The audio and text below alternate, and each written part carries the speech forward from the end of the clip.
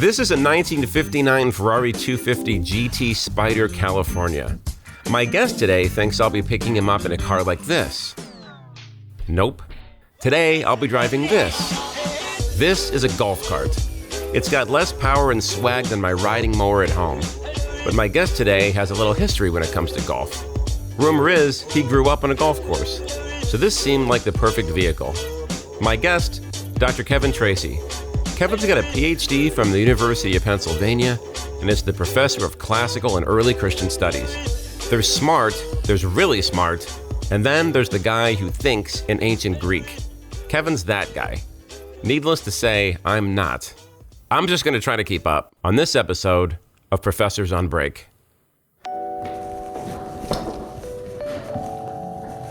Alrighty. Oh, he's still in class. Let's see if we can crash. Hey, you ready to go? What's that? Are you ready to go? We good? Well, it's not like we have anything better to do than that. No, that's right. Finish up your class. That's good. I don't know if you guys understand what's on the board. That's not even English. Oh, it's a Latin class. Okay. I'll sit down the last few minutes. Is that cool? Yeah. Do you know Latin? My past 202, but it was very iffy. And I forgot all of it. Have you do a few lines? That's cool.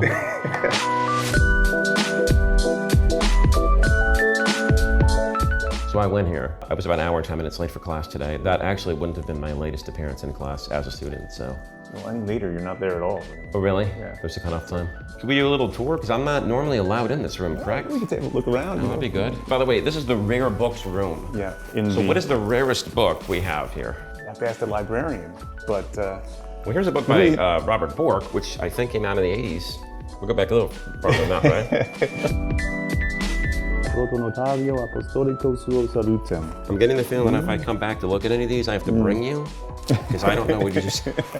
Look at this. I mean, it's not in good shape, right? But this is animal maybe skin for its here. age. That's not bad. Yeah, vellum. It's like it survived. And, it's got a story to You tell. can see how they laid it out, right? The scribes had to actually...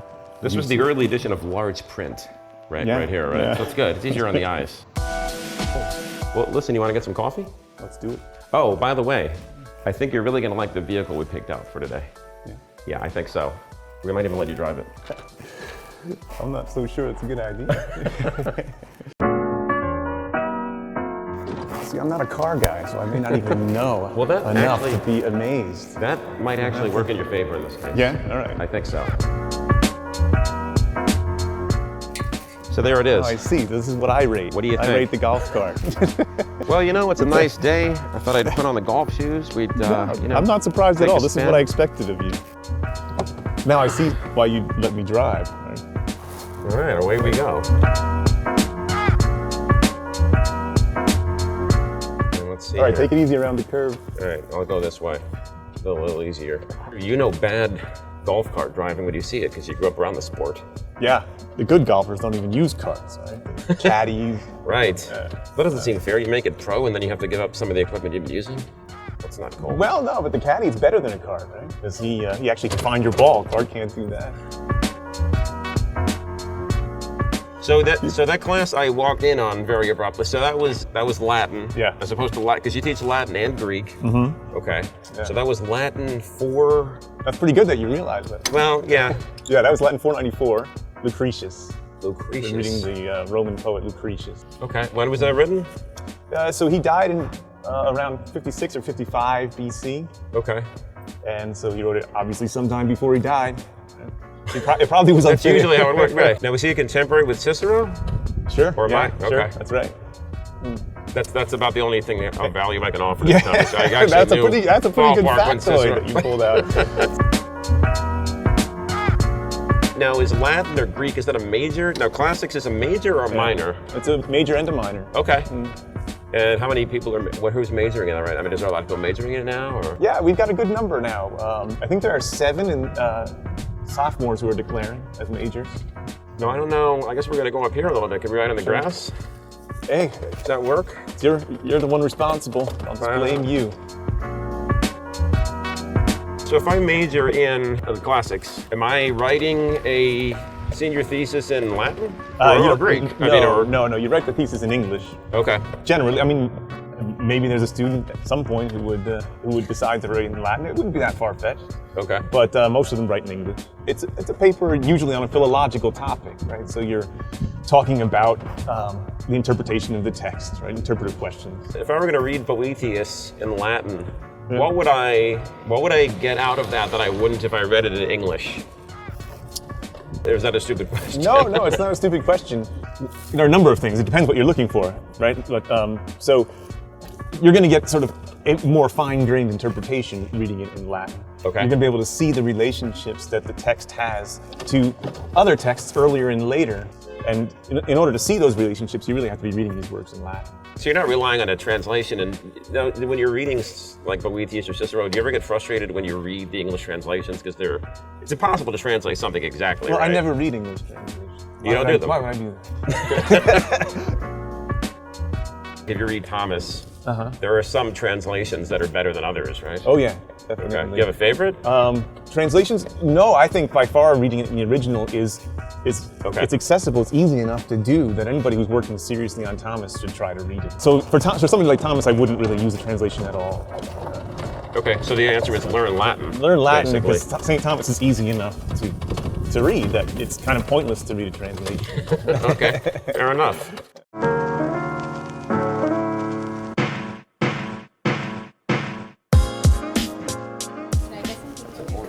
What would you recommend? You could just build this to the I teach right Latin department too. Will that work? Yeah, we'll take care of it. So there's like a mad dash of coffee between classes. Actually, yeah, after the other professor's classes, when they put to sleep.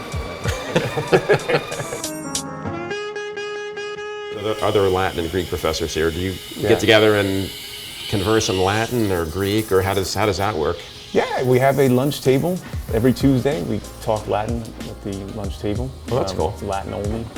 Latin only table, okay. Professor students come and they talk some Latin too. Really? Yeah. Oh, that's cool. Do you get a big group? I mean, is it a... Yeah, we usually get maybe, relatively speaking, right? We get 4 or 5 students to come and That's very courageous. Some of them just listen.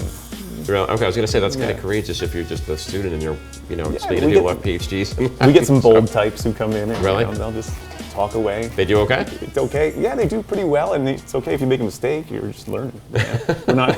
It's not like class. Right? So you mentioned Boethius and some of the sort of the classic Latin texts, but you're also doing probably ecclesiastical reading too, right? Is there maybe a course devoted to that, or is that something that keeps coming up? Sure. We do have some courses on the Church Fathers, both Latin and Greek. Okay. I taught a course on Boethius. It's in Latin, right? These are authors really important to church history, obviously. Did they let Boethius out of prison? Did he finally get out? Well, there's actually a story about how he was executed. Pretty grim, actually. Really? Yeah, there's a band around his head that was tightened until his head popped. Really? That's the legend has it. Brutal. Yeah. Similar. Since you asked. Similar to Socrates in a way, then, right? Well, Socrates just drank poison. I think I'd rather go that way. Okay, that's it. I gotcha. You mentioned that you had some pretty distinguished Latin and Greek students here at Christendom too. That's right. So we have a Classics Honor Society here, Beta Sigma Phi. We have a chapter of, it's a national honor society for classics students. Okay. That's pretty active here, and students enjoy going to the meetings, and actually just recently they went to a conference which was sort of a national activity. So they saw students from other chapters. There was a Latin contest, right, where they competed nice. so trivia about the ancient world. Oh, great. And they did really well in that. Well? Oh, that's good. They did really well. What were the prizes?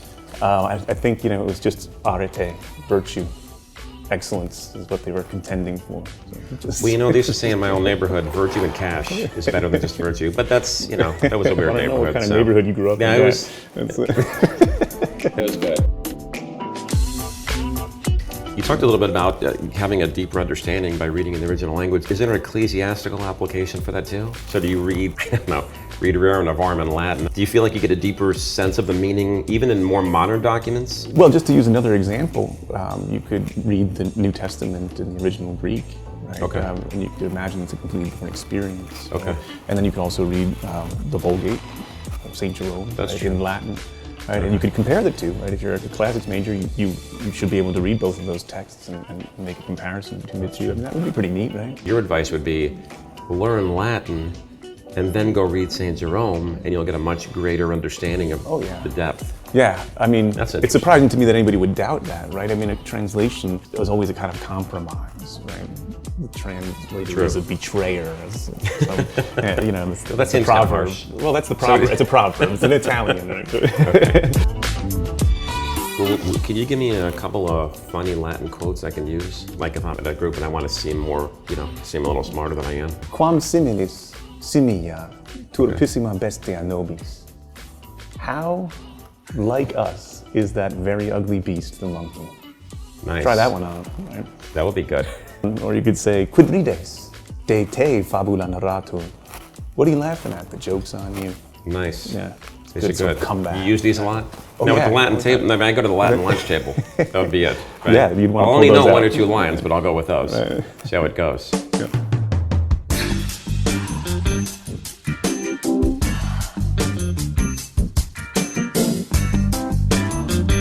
Maybe you can go in a little bit of where Latin and Greek fit in with an overall liberal arts education. Aristotle says in Politics, he says, "E de tis ta pragmata thuomena elepseie, kalistan hutos theoreseie." What he means is that if you want to understand something, have insight into something, you have to watch it as it grows from the beginning. Okay. Ex arches thuomena, growing from the beginning. And I think that that's true of Western culture in general. Okay. That in order to get insight into it, you have to watch it or examine it as it grows from the beginning. So you're really, in a sense, tracing back the beginning of the church, too, at the same simultaneous to the beginnings of what you're talking about. You're talking about writings that were going back to the time of our Lord. Yeah. So you're really studying, when you study Latin, you're sort of studying the beginning of Christianity, or certainly putting yourself in a position to understand it in a greater depth. Yeah. Very good. All right.